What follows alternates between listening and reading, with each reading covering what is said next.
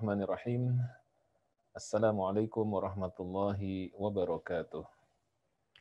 Alhamdulillah, alhamdulillahilladzi nahmaduhu wa nasta'inuhu wa nastaghfiruh wa na'udzu billahi min syururi anfusina wa min sayyiati a'malina. May yahdihillahu fala mudhillalah wa may yudlilhu fala hadiyalah. Asyhadu an la ilaha illallah wahdahu la syarikalah wa asyhadu anna Muhammadan abduhu wa rasuluh wa la nabiyya ba'dah amma ba'd.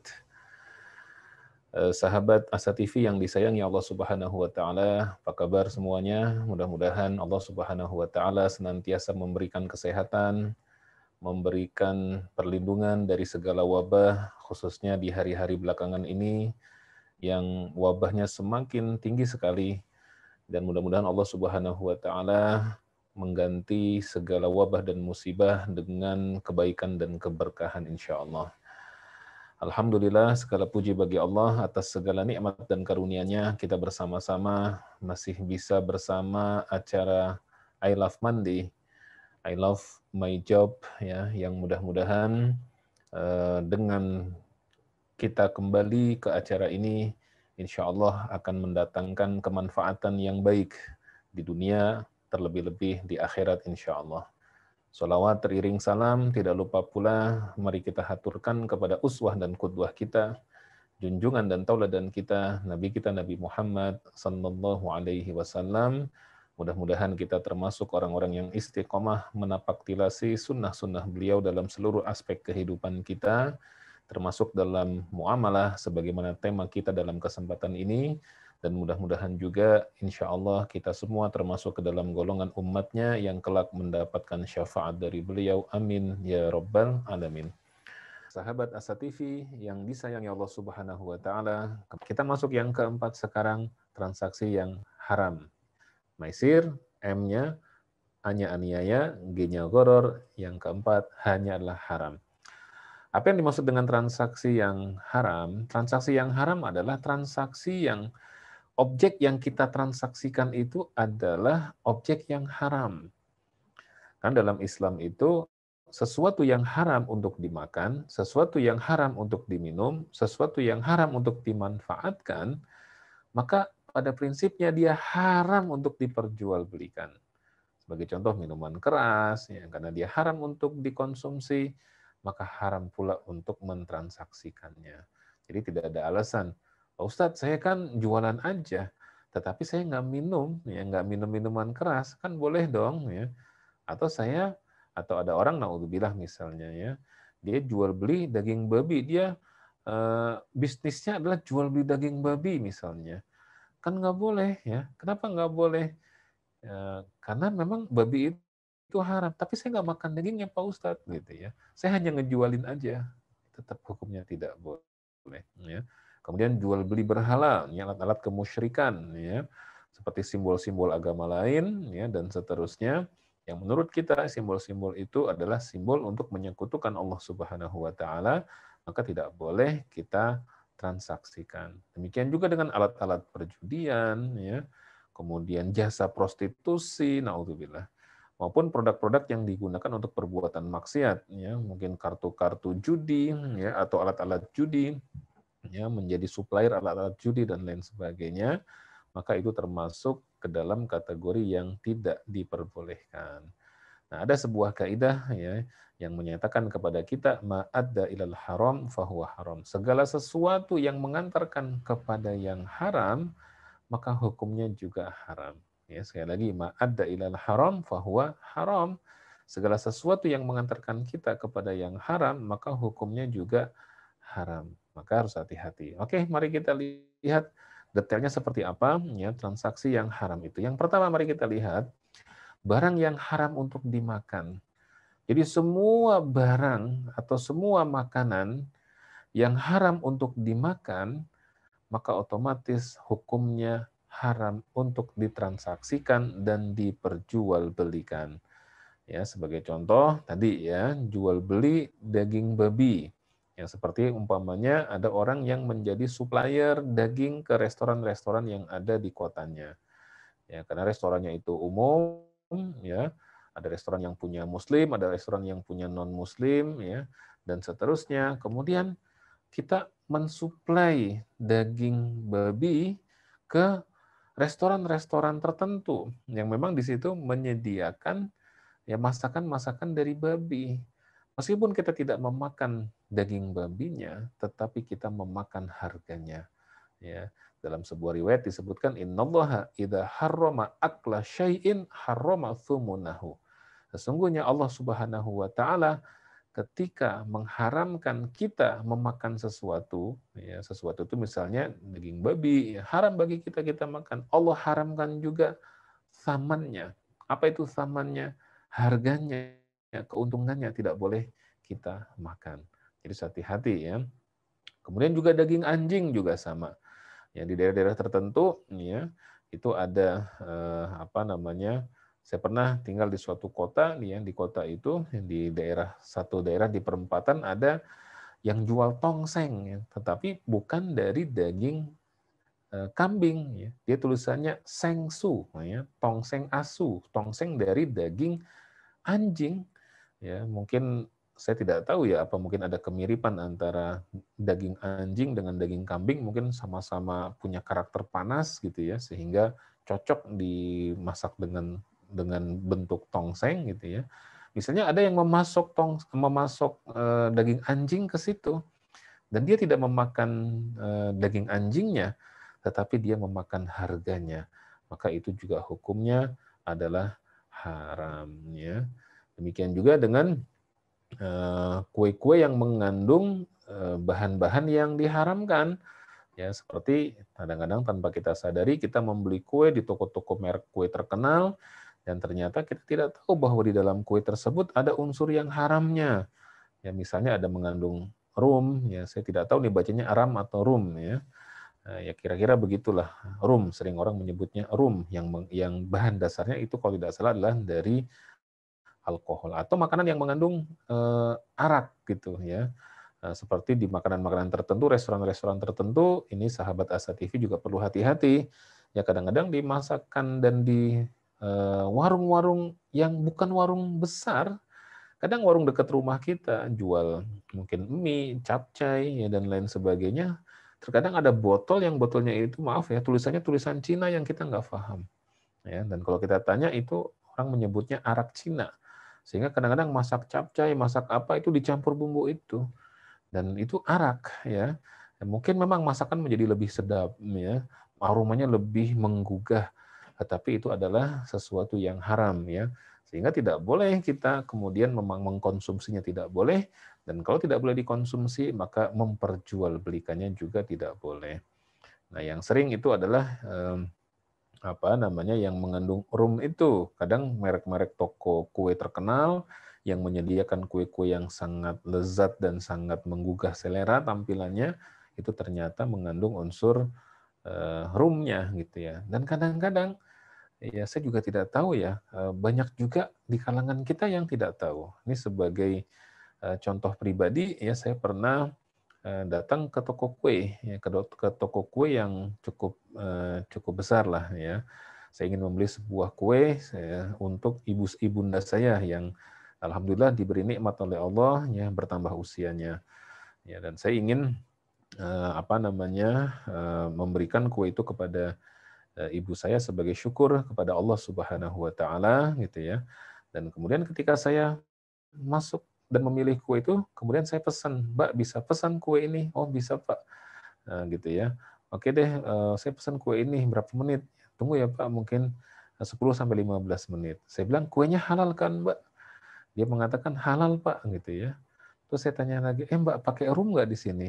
Pakai Pak sedikit, gitu ya. Jadi kadang-kadang mbaknya pun tidak paham. Padahal mbaknya yang penjualnya dia udah memakai jilbab, tetapi ternyata belum memahami ya tentang apa rum itu dan kemudian bagaimana dan seterusnya ya sehingga kemudian ya kita kalau sudah begitu ya tidak boleh kita perjualbelikan ya paling ya bisa nggak pesan yang tanpa rum misalnya dan seterusnya. Jadi sahabat Asatif yang dimuliakan Allah Subhanahu wa taala intinya adalah seluruh barang yang haram dimakan maka haram pula untuk ditransaksikan.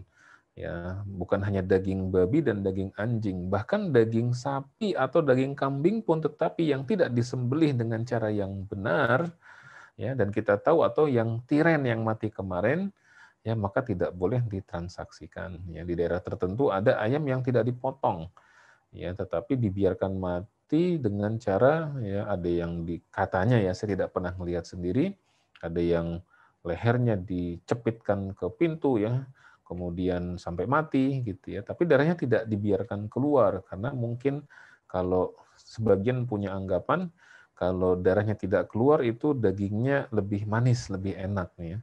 Nah, ini juga tidak boleh, atau bahkan darahnya itu sendiri, ya, marus, ya, di sebagian tempat ada yang memotong sapi, memotong kambing, memotong ayam, darahnya ditampung, kemudian sampai membeku, kemudian diiris-iris, ya, seperti bentuk dadu, lantas kemudian itu menjadi diolah menjadi aneka masakan, ya, ya semacam-macam, ya, bisa campur ke nasi goreng, campur ke masakan-masakan yang lain, naudzubillah, maka itu hukumnya haram.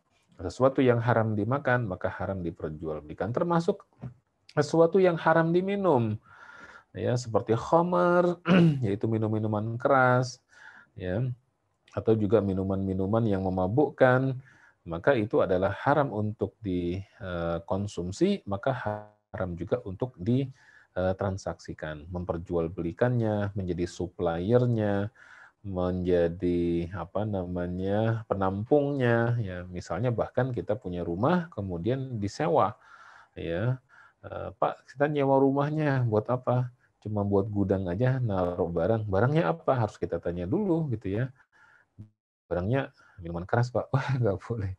Tidak boleh, itu haram. Meskipun kita tidak minum. Kan kita tidak minum, Pak Ustadz. Betul. Tidak minum, tapi dilarang. Nanti ada hadisnya bahwa Nabi SAW itu melarang, melaknat di dalam khamar minuman keras itu 10 item, ya.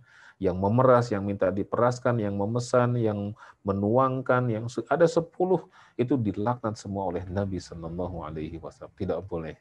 Ya, maka semua yang terkait dengan yang haram hukumnya haram, tidak boleh ditransaksikan, tidak boleh diperjualbelikan. Nah, yang ketiga adalah yang haram dimanfaatkan. Segala macam jenis barang yang haram dimanfaatkan secara syariah, maka haram diperjualbelikan. Seperti jual beli berhala tadi, ya, apa namanya, simbol-simbol kemusyrikan, ya, simbol-simbol kemusyrikan, ya, simbol-simbol agama lain. Kalau dia seorang muslim tidak boleh dia menjual simbol-simbol agama lain karena itu akan digunakan orang untuk menyekutukan Allah Subhanahu wa taala. Alat-alat maksiat, ya, seperti alat-alat judi, ya, alat-alat perbuatan dosa, ya, entah apa saja itu juga apa namanya termasuk yang diharamkan, termasuk konten pornografi, konten-konten kemusyrikan seperti ramalan dan lain sebagainya. Ini merupakan sesuatu yang haram untuk diperjualbelikan. Kenapa? Karena haram untuk dimanfaatkan. Jadi kalau dia haram dimanfaatkan, haram dimakan, haram diminum, maka sudah pasti haram untuk ditransaksikan, diperjualbelikan, disewa menyewakan. Tapi ada yang keempat yang unik, yaitu yang bersumber dari yang haram.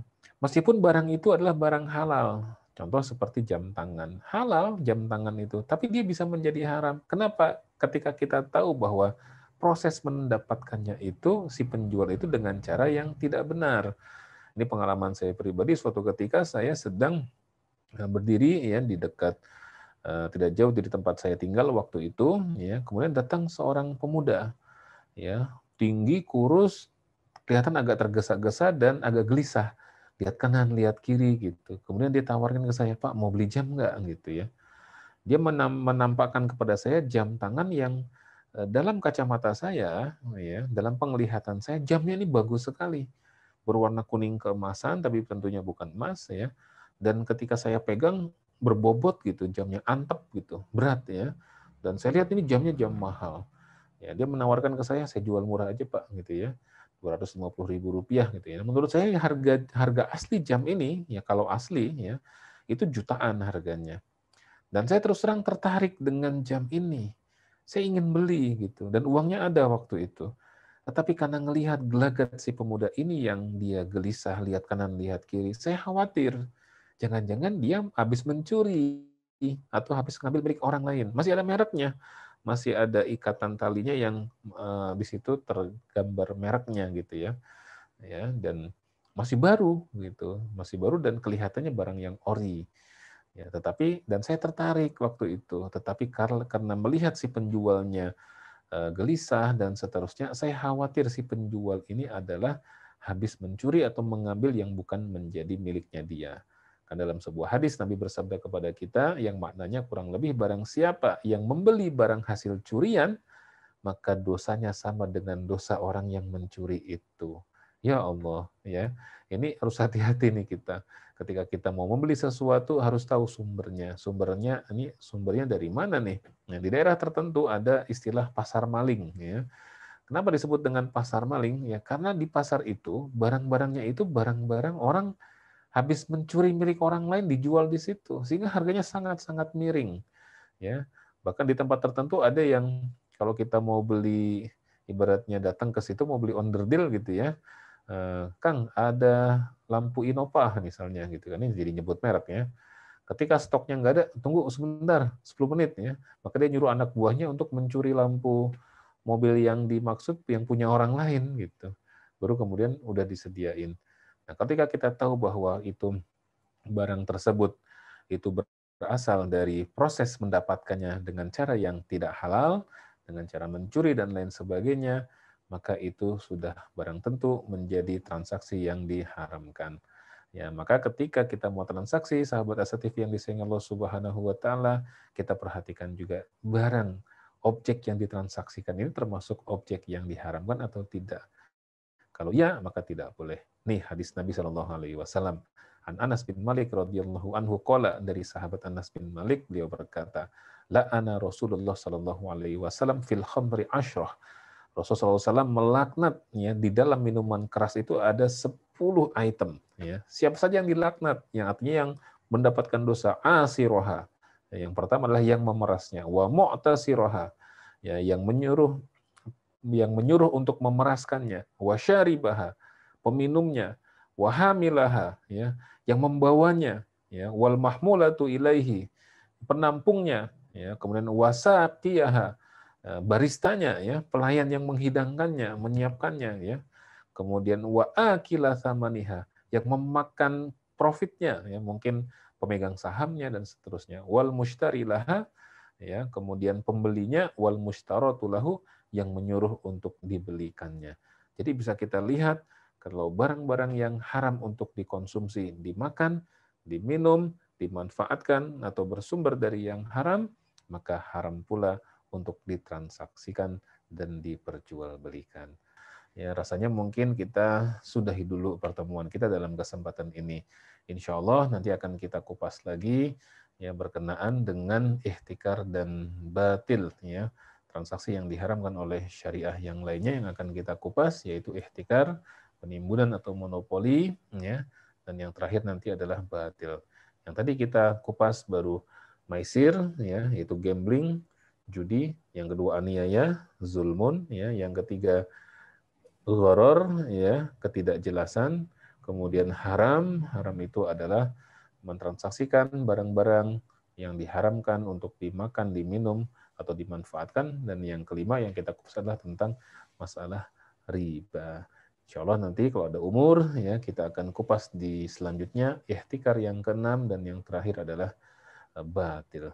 Mudah-mudahan ada manfaatnya, dan mari kita hindarkan transaksi-transaksi yang diharamkan ini, karena insya Allah kalau kita menghindarkan transaksi yang diharamkan, Allah Subhanahu wa taala akan memberikan keberkahan kepada kita. Mudah-mudahan semua, ya, rizki sahabat Asa TV dimudahkan dan diberkahkan oleh Allah Subhanahu wa taala menjadi rizki yang manfaat untuk dunia dan akhirat.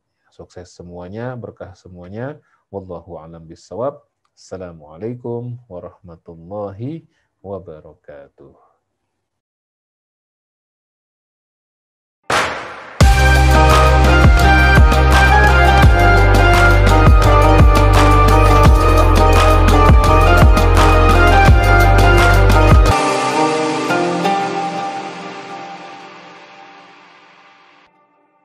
أعوذ بالله من الشيطان الرجيم. بسم الله الرحمن الرحيم.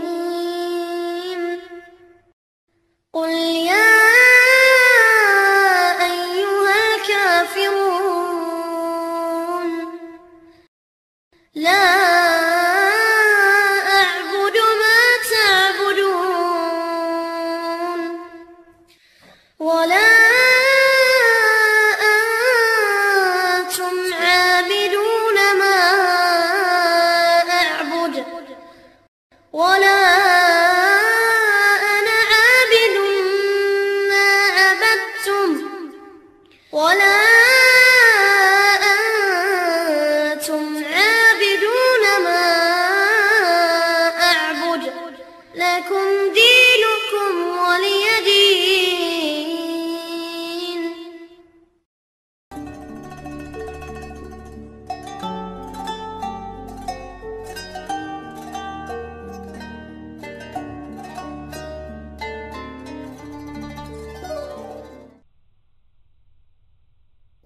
Bismillahirrahmanirrahim.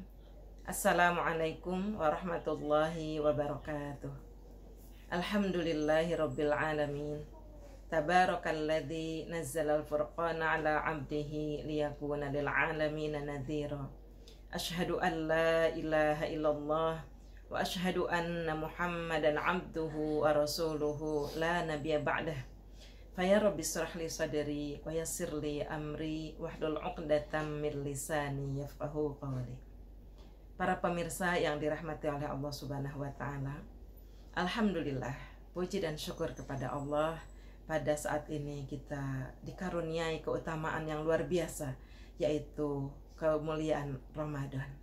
Kemuliaan Ramadan ini diantaranya karena di bulan inilah Allah turunkan kitab yang mulia, yaitu Al-Quranul Karim. Dalam firman-Nya di surat Al-Baqarah, Syahrul Ramadan alladzi unzila fihil Qur'an hudal linnasi wa bayyinatim minal huda wal furqan. Allah firmankan dalam ayat ini bahwa Al-Quran itu adalah petunjuk bagi kehidupan kita. Melalui ayat-ayat Al-Quran yang mulia ini, kita bisa mengenal Rabb kita, mengenal Allah Subhanahu wa ta'ala, mengenal pencipta kita, mengenal maha pemurahnya Allah, mengenal sifat-sifatnya yang mulia, mengenal asma'ul husnanya, mengenal rahman rahimnya, juga pengampunannya. Dengan begitu, kita senantiasa dekat kepada Allah Subhanahu wa ta'ala. Melalui ayat-ayat Al-Quran, kita juga mengenal baginda Rasulullah SAW, mengenal keberaniannya, kedermawanannya, kesabarannya, lapang dadanya, pemaafnya, dan juga kecintaannya kepada umatnya, kecintaannya kepada umatnya, kecintaannya kepada kita, kepada saya, kepada Anda, kepada kita semuanya. Salah satu bentuk kecintaan Rasulullah adalah jika kita menyebut namanya, bersolawat kepadanya satu kali, maka Rasulullah membalas kepada kita, Allah membalas untuk kita 10 kali lipatnya. Bukankah itu bukti cinta beliau kepada kita? Semoga kita termasuk orang-orang yang diberi syafaat nanti di akhirat oleh Rasulullah SAW. Para pemirsa yang dirahmati oleh Allah, melalui ayat-ayat Al-Quran, kita juga mengenal keindahan Islam, keluasan ajarannya, keluasan nilai-nilainya, rahmatan lil alamin, keteguhan akidahnya. Kita belajar betapa nilai-nilai Islam, pesan-pesan Islam ini bisa kita aplikasikan dalam kehidupan kita sehari-hari, sehingga kita berjalan di jalan yang lurus, sehingga kita teguh, tetap istiqomah di dunia dan akhirat. Seperti doa-doa kita, ihdinas siratal mustaqim, ya Allah tunjukkanlah kepada kami jalan yang lurus. Para pemirsa yang dirahmati oleh Allah Subhanahu wa ta'ala, Al-Quran ini adalah karunia yang besar kepada kita. Al-Quran Allah jadikan sebagai penghilang kesedihan kita, penghapus gundah gulana kita, menjadi obat bagi hati kita yang sedih, menjadi obat bagi kecemasan kita, menjadi pelipur lara kita. Dan Al-Quran inilah yang menjadi teman setia kita di saat kita senang maupun di saat kita sedih, di saat kehidupan kita di dunia maupun di saat kehidupan kita di akhirat. Allahumma ja'alil Qur'ana rabi'a qulubina wa jala'a ahzanina wa dhahaba humumina wa ghumumina wa nura sudurina. Ya Allah, jadikan Al-Quran ini sebagai cahaya bagi hati kita. Ya Allah, jadikan Al-Quran ini sebagai penghapus kesedihan kita. Ya Allah, jadikan Al-Quran ini penghilang kecemasan kami, penghilang gundah gulana kami ya Allah. Allahumma arhamna bil Quran waj'alhu lana imama wa nura wa huda wa rahmah. Allahumma dzakirna minhu ma nusina wa 'allimna minhu ma jahilna warzuqna tilawatahu ana al-laili wa atrafan nahar waj'alhu lana hujjatan ya rabbal alamin. Ya Allah, jadikanlah kami orang-orang yang terus berada di bawah naungan Al-Quran sampai kehidupan kami di akhirat kelak. Para pemirsa yang beriman, ini saja yang bisa saya sampaikan. Mudah-mudahan bermanfaat. Ihdinas siratal mustaqim. Assalamualaikum warahmatullahi wabarakatuh.